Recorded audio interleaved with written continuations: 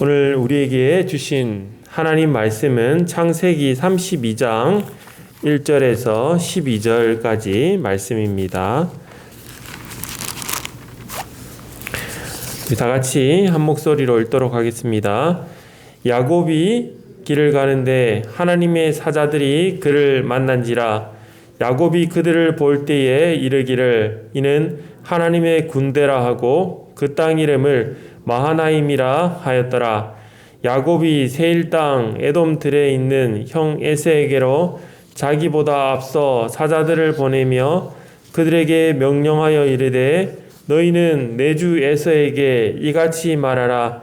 주의 종 야곱이 이같이 말하기를 내가 라반과 함께 거류하며 지금까지 머물러 있어 싸우며 내게 소와 나귀와 양떼와 노비가 있으므로 사람을 보내어 내 주께 알리고 내 주께 은혜 받기를 원하나이다 하라 하였더니 사자들이 야곱에게 돌아와 이르되 우리가 주인의 형 에서에게 이른즉 그가 400명을 거느리고 주인을 만나려고 오더이다.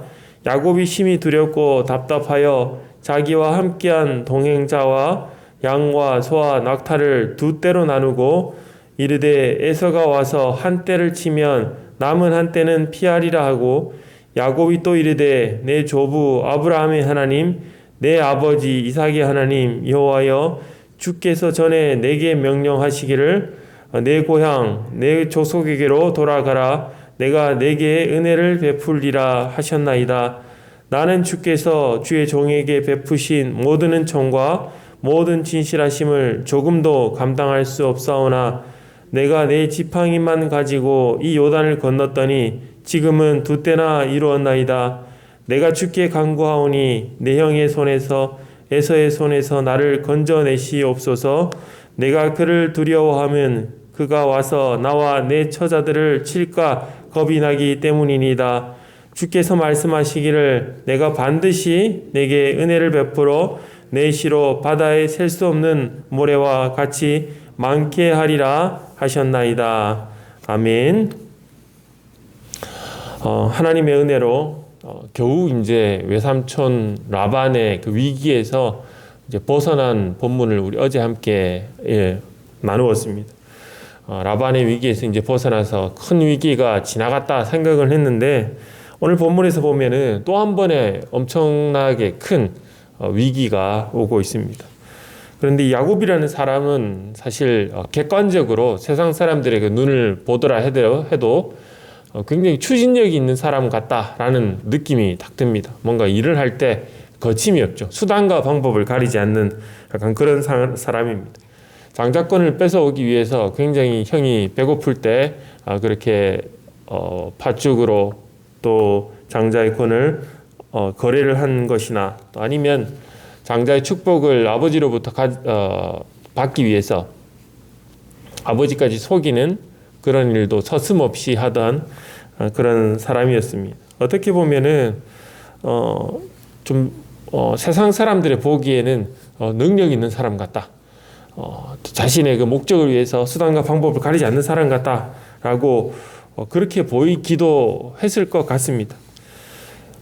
그런 인생을 이제 야곱이 20년을 보내고 나서 이제 드디어 큰 가족을 이루고 자기의 그 본향으로 또 부자가 되어서 돌아가게 된 그런 상황인데 세상 사람들의 눈에 보기에는 성공한 인생처럼 보였지만 그리고 또 밖에서는 거침이 없었던 그였지만은 아직 이제 다시 고향으로 돌아가게 된 때에 그 옛날의 그 기억이 다시 살아나는 겁니다. 자기가 형에게 했던 그 잘못이 지금 생각이 나는 거죠. 자기가 밖에서 그런 고생을 하고 돌아가지만은 뭐 편안한 안식처로 와서 돌아가는 그런 상황이 아니라 지금 마음이 조마조마한 겁니다. 어떤 일을 앞두고 마음속에 그 걱정이 태산인 거죠. 아버지를 속였고 장자의 권을 뺏어서 권을 받아서 형과 이 서로 죽일 만큼 원수가 된 그런 상황이 되었기 때문에 그 사실 그를 굉장히 두렵게 했습니다. 형이 얼마나 그 본인에 대한 원망을 가지고 있겠습니까? 그래서 이 마음 자체가 지금 굉장히 초조하다. 우리가 어떤 어려운 문제를 앞두고 있을 때 그 초조한 마음, 아마 그런 마음과 같을 것입니다. 마음속이 두근두근한 것이죠. 내가 돌아가면은 형이 여전히 나를 죽이려고 할까? 그런데 사람은 누구나 다 마찬가지로 이 고민을 하게 되면 참 신기하게도 이 고민이 이 눈덩이처럼 약간 불어나는 경향이 있습니다. 이게 고민을 하면 마음속에서 이 고민을 자꾸 굴리는 거죠. 그래서 이만한 고민이었다가 이게 이렇게 되면 어쩌지 저렇게 되면 어쩌지 하면서 없던 고민까지도 막 이렇게 붙어서 점점 더 커지는 경향이 있습니다. 마찬가지로 야곱도 우리 성경에 나오는 그 유명한 인물이지만은 그가 가지고 있는 그 인간적인 그 성향상 걱정을 하다 보니까 그 걱정이 조금씩 점점 더 커지는 겁니다. 실제로 굉장히 많이 커졌을지도 모르겠습니다. 이 마음을 보면 굉장히 지금 불안하거든요. 어쩔 줄은 몰라 하고 있습니다. 그런데 이 불안한 가운데 고향으로 돌아가고 있는데 하나님의 천사들을 만나게 됩니다. 이 부분에 있어서 우리가 성경을 묵상하다 보면은 어떻게 이럴 수가 있을까라는 생각을 하는 거죠. 다른 것이 아니라 하나님의 천사들을 만나고 하나님의 천사들이 자신을 보호하고 있다라는 것을 이 야곱이 느끼고 난 이후에 굉장히 마음에 안정감을 줄 것 같은데 자신감이 생길 것 같은데 사실 뒤를 돌아보면은 별로 그렇지 않다라는 거죠. 천사들이 나타나는데 사실 야곱은 이전에도 하나님의 천사들을 만난 적이 있습니다. 이 베델이라고 그 제단을 쌓았던 그 지역에서 그 하늘 문이 열려서 그 천사가 오르락 내리락 하는 그런 장면을 보았던 거죠. 그런 베델에서 그가 하나님의 보호하심을 깨닫고 하나님 앞에 예배했던 적이 있는데 이제 다시 두 때로 이루어진 하나님의 군대가 자기 앞에 나타난 겁니다. 여기서 이제 성경에서는 두 때라는 말을 쓰지는 않지만은 이 원어에 보면은 하나님의 천사들의 무리가 두 개로 나눠져 있다. 두 개가 돼 있다라고 이렇게 표현을 합니다. 그래서 이거 뭐 단수형, 복수형 이런 식으로 표현을 하는데 하나님의 그 무리가 그래서 어떤 형태냐면 야곱이 라반을 피해서 이제 도망오는 그 뒤쪽을 보호하고 그리고 앞쪽으로 가는 그 부분에서 하나님의 천사들이 그 보호하면서 가는 그런 것들을 하나님께서 이 야곱에게 보여주신 것이죠. 하나님의 군대가 자기 앞에 나타났음에도 불구하고 야곱은 그렇지만 현실로 돌아오게 되죠. 현실로 돌아오게 됩니다.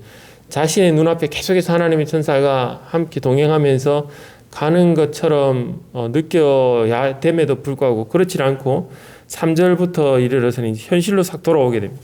현실로 돌아와서 현실에서 느낀 공포가 다시금 그를 이제 공포로 막 집어넣고 있습니다. 하나님 앞에 영적인 눈이 뜨여졌지만은 현실에서 느끼는 이 공포, 하나님 앞에 온전히 지금 의지하지 못하고 있는 이런 상태에서 공포를 압도하고 있는 상황. 사실 이것은 우리가 살아가고 있는 상황 가운데서 자주 일어나는 일입니다. 하나님 앞에 기도하고 마음속에 용기를 가지고 살아가다가도 또 현실에 어려움이 닥쳐오면 사실 그 어려움을 그렇게 쉽사리 놓을 수가 없는 거죠. 일이 해결돼야 해결이 되는 거니까 하나님이 도와주실 거라고 생각하면서도 자기 현실을 돌아보니까 형이 와서 혹시 어쩌면 나와 또 내 가족들을 다 죽일지도 모르겠다 하는 그런 두려움을 가지고 있는 겁니다. 3절에서 보면 그래서 형 에서가 있는 곳으로 사람을 보내게 돼요. 보내서 어떤 지금 상황인지 어떤 분위기인지 보라고 이렇게 명령을 하고 가서 만나거든. 내 주에서 내 주에서 그리고 주의 종 야곱 이러면서 그 형을 조금 많이 높여 부르는 그런 말투로 안부를 전하고 상황을 좀 알아보라고 하는 그런 말로 시키는 거죠. 그래서 자기가 지금 형하고 사이에 있어서 제일 문제가 되는 이 돈이라는 것을 자기는 가져온 것이 아닙니다라고 말하는 장면이 이 부분에 나오는데 뭐냐면은 내가 이미 그 타지에서 많은 재산을 이뤄서 돌아가니까 내가 지금 고향으로 돌아가는 것은 아버지의 재산을 뺏으러 가는 것이 아닙니다. 형의 재산을 뺏으러 가는 것이 아닙니다라고 꼭 전해라는 당부도 합니다. 물론 지금 야곱이 그럴 만한 지금 상황도 안 되고 능력도 지금 안 됐지만은 그런 걱정을 애초에 안 하도록 그런 어떤 빌미도 주지 않기 위해서 자기는 유산 챙기러 온 것이 아니라는 그런 말을 꼭 전하라는 당부도 하게 되죠. 소와 나귀와 양떼와 노비라는 것은 이미 사실은 상당한 부를 축적했다라는 그런 말입니다. 근데 그랬더니 형 에서가 400명을 데리고 자기를 만나러 온다라는 그 소식을 접하게 되는 겁니다. 이 400명이라는 숫자가 요즘으로 치면은 별것 아닌 것처럼 보일 수도 있는데 당시에 그 가나안 지역에 있던 나라의 군대 자체가 한 300명에서 400명 정도 되는 수준의 규모였다라고 합니다. 그러니까 400명이 왔다라는 것은 사실은 당시로서는 엄청난 규모의 그 군대가 오고 있다라는 거죠. 사실은 이것은 누가 봐도 다 자기를 공격할 수밖에 없는 것처럼 보이는 그런 상황이었습니다. 안 그래도 걱정하고 있었는데 이제 두려움이 더 커지는 거죠. 그래서 지금 야곱은 스스로 여전히 평생을 살아왔던 그 인생처럼 꾀를 내어서 이제 두 때로 나누게 됩니다. 두 때로 나눠서 한 때를 치게 되면 한 때라도 살려야 되겠다라는 그런 꾀를 내는 거죠.